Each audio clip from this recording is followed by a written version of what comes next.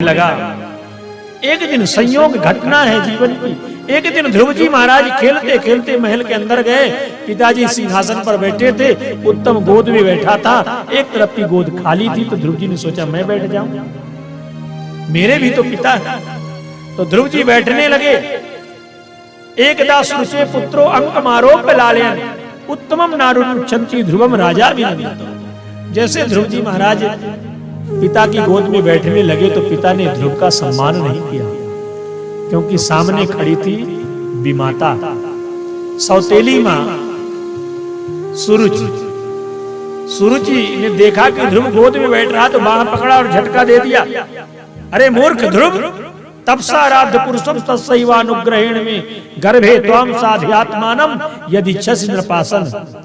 यदि तुम महाराज की गोद में बैठना चाहते हो तो पहले तपस्या करना पड़ेगा तुम्हें। महाराज का पिता होना उतना जरूरी नहीं है जितना कि मेरा मां का होना जरूरी है। पहले तुम तपस्या करो, और तपस्या से जब भगवान प्रसन्न हो जाएं तो भगवान से मांगना कि मैं सूरज की कोख से पैदा हो जाऊं। जब तुम मेरे गर्भ से जन्म लोगे तब इस गोद के अधिकारी होगे, इस सिंहासन के अधिकारी होगे। सुरुचि ने यहां पर भगवान से भी श्रेष्ठ अपने गर्भ को बताया है। अरे जब भगवान का दर्शन हो जाएगा तो जीव तुम्हारा गर्भ क्यों मांगेगा? इसी गर्भ से छूटने के लिए तो जीव भगवान का भजन करता है, क्योंकि गर्भवास समम दुखम न भूतो न भविष्यति। मां के गर्भ में जितना कष्ट होता है जीव को, उतना न कभी हुआ है और न होगा। इतना गर्भ में जीव को कष्ट होता है, मूर्छित हो जाता है जीव।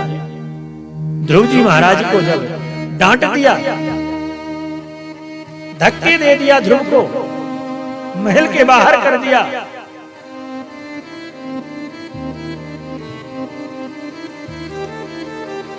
ध्रुव जी महाराज क्षत्रिय बालक हैं, अपमान सह नहीं पाए। क्रोध के मारे नेत्र लाल हो गए, ओंठ फड़कने लगे, आंखों से अश्रुपात होने लगा। बड़े जोर जोर से ध्रुव जी रोने लगे।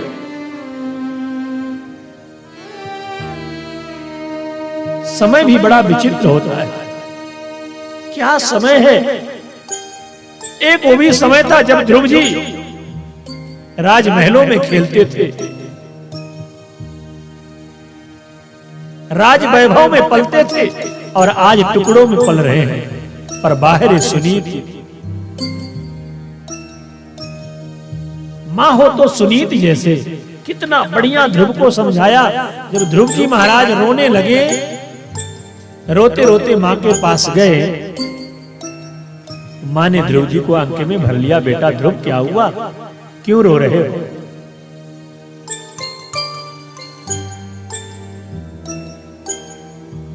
ध्रुव जी ने सारा कारण बताया, और मां को कुछ बोलने लगे तो मां ने, सुनीति मां ने कहा, नहीं नहीं बेटा, मां मंगलम तात परेश मंगस्था।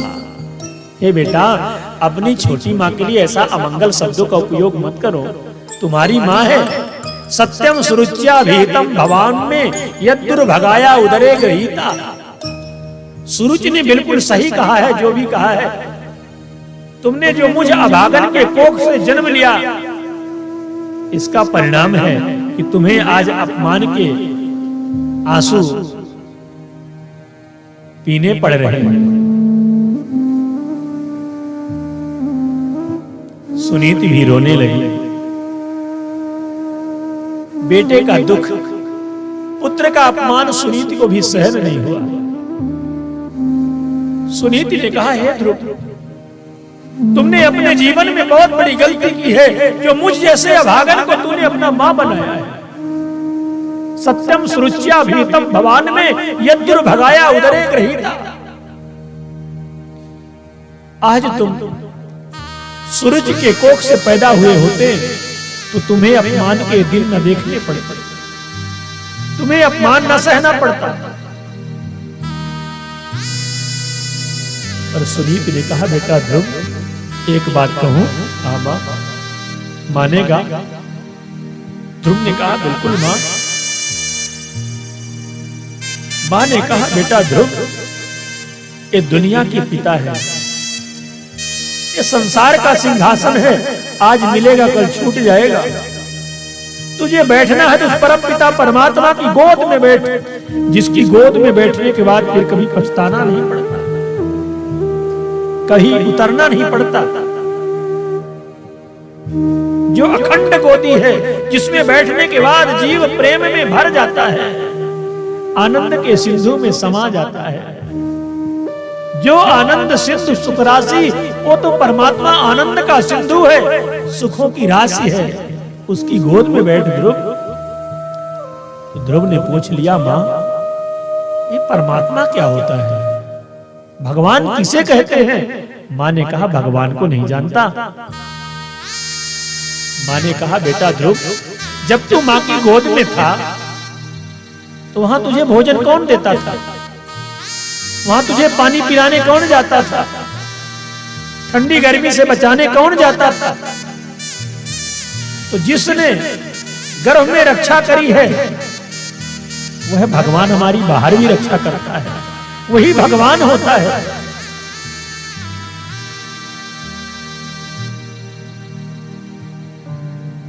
सुनीत ने एक बात बताया कि बेटा, जब तेरा जन्म नहीं हुआ था तब मेरे आंचल में दुग्ध की धारा नहीं बहती थी, पर जिसने तेरे जन्म लेते ही आंचल में दूध की धारा बहा दी, स्तनों में दुग्ध प्रकट कर दिया, वही तो भगवान है।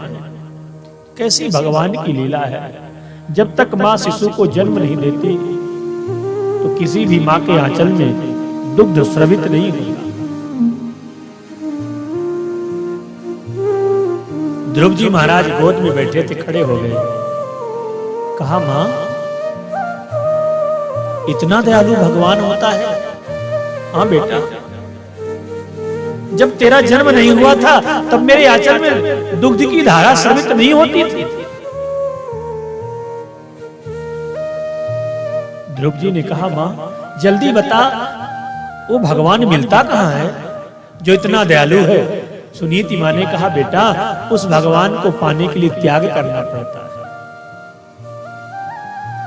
वो महलों के ऐश्वर्यों में नहीं मिलता, उसके लिए भजन करना पड़ता है।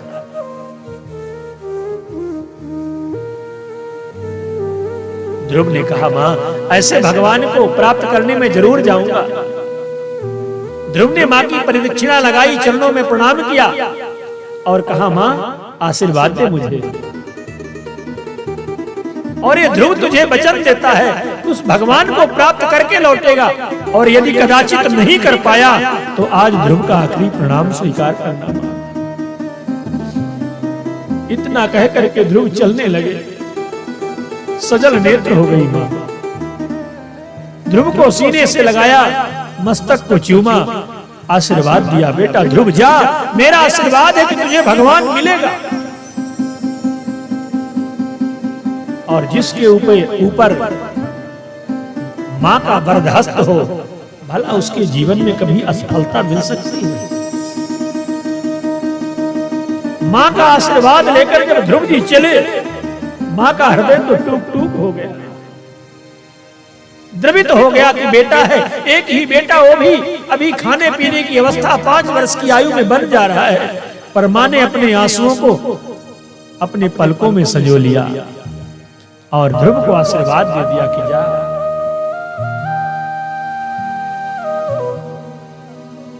क्योंकि पुत्र को मां ऊंचाई पर देखना चाहती है, योग बनाना चाहती है।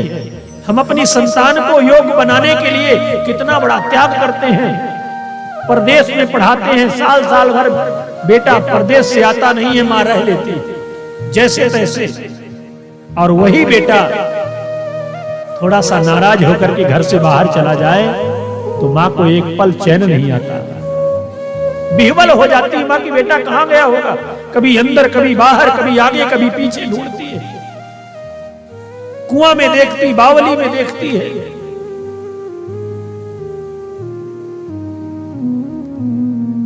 ध्रुव जी जब चले, मां ने आशीर्वाद दिया, बेटा जा। मां की ममता बोल रही कि जा, तुझे भगवान मिलेगा। क्योंकि मां के बराबर इस दुनिया में कोई दयालु नहीं होता। मां तो कृपा की मूर्ति होती है, मां दया की मूर्ति होती है। कुपुत्रो जायते क्वचिदपि कुमाता न भवति। पुत्र भले कुपुत्र हो जाए पर माता कभी कुमाता नहीं होती। मां के अनंत उपकार होते हैं पुत्र के ऊपर। और वही बेटा जब बड़ा होता है, पत्नी के प्रेम को पाता है, तो मां के प्रेम को भूल जाता है। माता पिता कुछ कहते हैं तो कहता है कि तुमने मेरे लिए किया ही क्या है।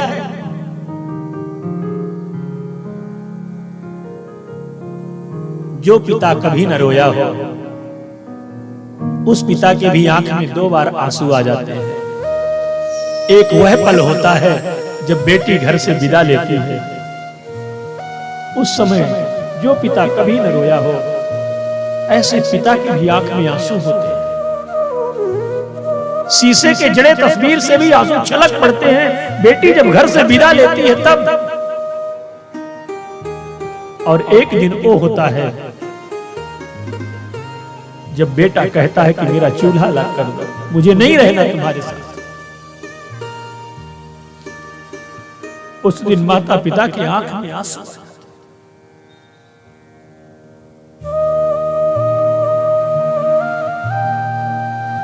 कैसे रहती होगी मां? बेटा परदेश में रहता है, मां फूटे से घर में रहती है। और कभी किसी चुपके से चला जाए बेटा मां से मिलने, पत्नी को पता लग जाए तो डांटती है कि मां से मिलने गए थे। छुप छुप के मिलता है। मां कहती है बेटा तू मत आया कर, मैं जानती हूं कि तू आता है तो बहू लड़ती है। कितना बड़ा त्याग करती है मां।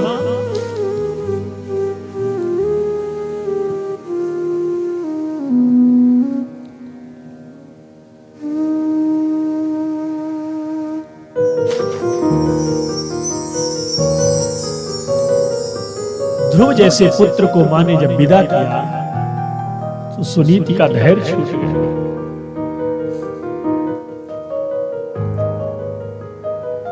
दीवार से लिपटकर सुनीति रोने लगी। बाहर विधाता, कैसे कैसे दिन देखने को मिले।